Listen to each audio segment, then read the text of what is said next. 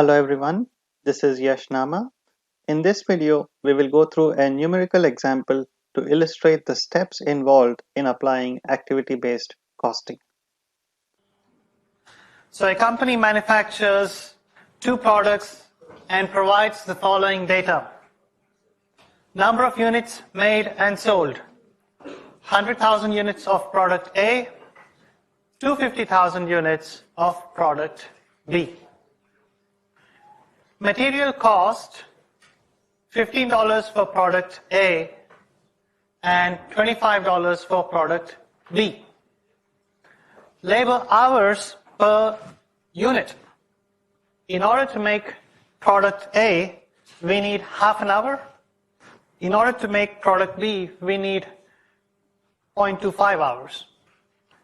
Labor cost per hour, $3 for product A, 1.5 for product B. You have some overheads, setting up of machines, $120,000, storage of parts, storage of materials, $200,000, handling of materials, $450,000, assembly costs, $2.25 million, total overheads, $3.02 million. We have the cost pools, we have the cost drivers, cost driver for setting up of machines, number of production runs. More production runs, more setup costs, less production runs, less setup costs.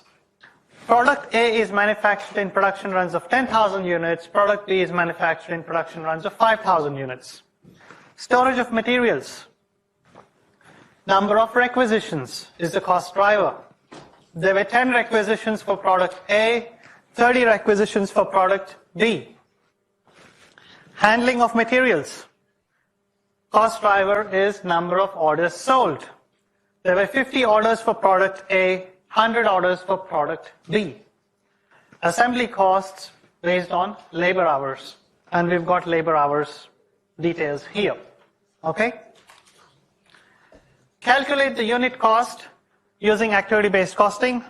Remember, activity-based costing considers activities that are performed in the company to produce items. Then it uses the information to ask what cost drivers affect the cost of this activity. So fairly simple exercise. Please pause the video here and attempt the question on your own in the next 10 to 15 minutes. Once you have attempted this question on your own, then you can review the answers with the workings shown in this video. So please take your time to attempt the question. I hope you have attempted the question on your own by now. So let us take a look at the answers together. Assembly cost, it increases or decreases based on labor hours. So what I've done is I've laid out the activities and their costs. I'm noting down what are their cost drivers, labor hours. You could also have one more column, quantity of cost driver. So quantity of cost driver would be, so cost driver is labor hours for assembly costs. Quantity of cost driver, we need to essentially identify how many labor hours were needed. Half an hour per unit for product A, 0.25 hours per unit for product B. So what I can do is 0.5 times 100,000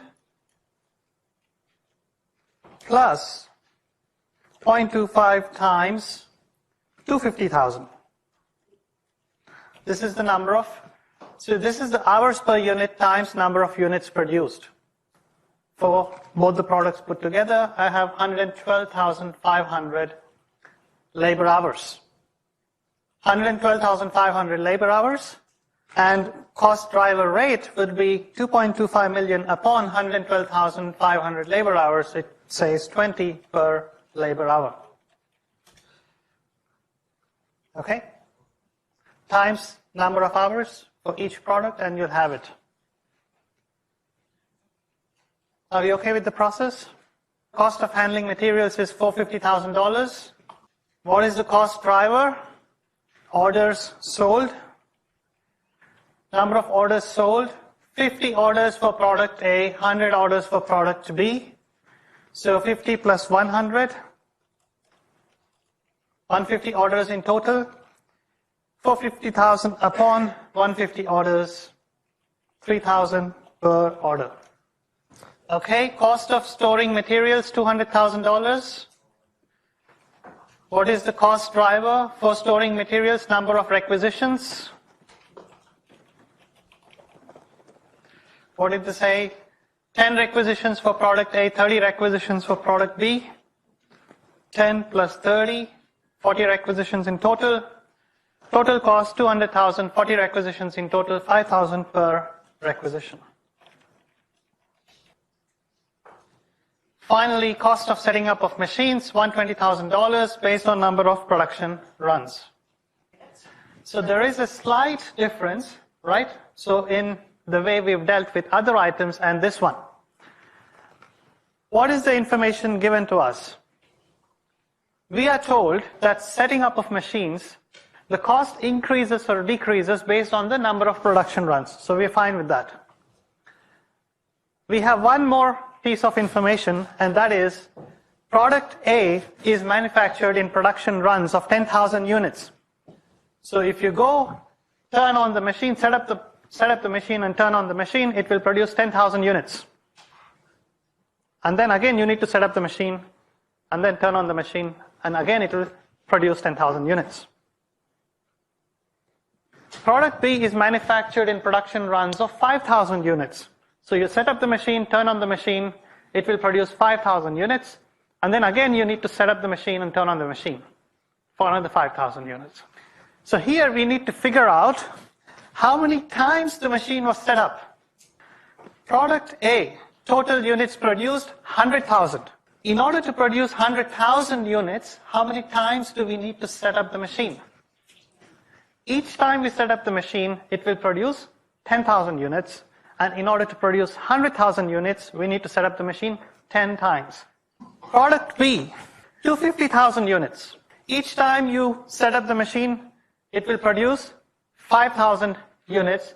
So we need to calculate how many times did we have to set up the machine. 50 times. The cost driver is the number of production runs, right?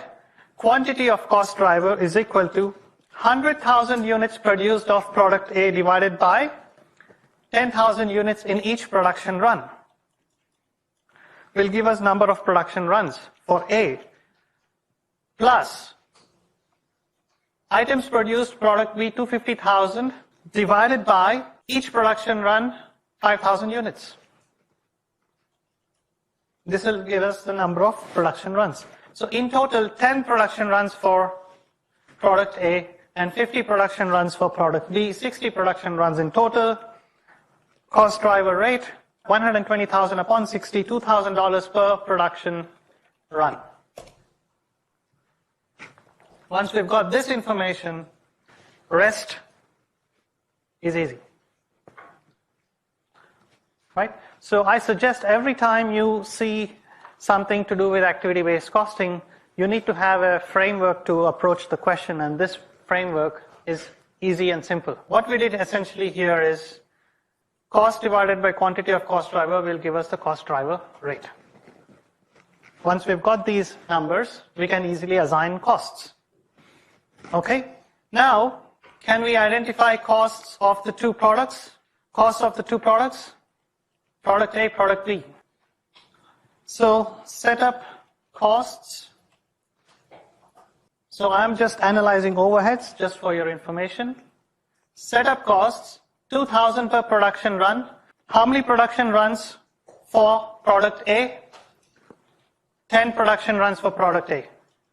How many production runs for product B? 50 production runs for product B. 2,000 times 10, 20,000.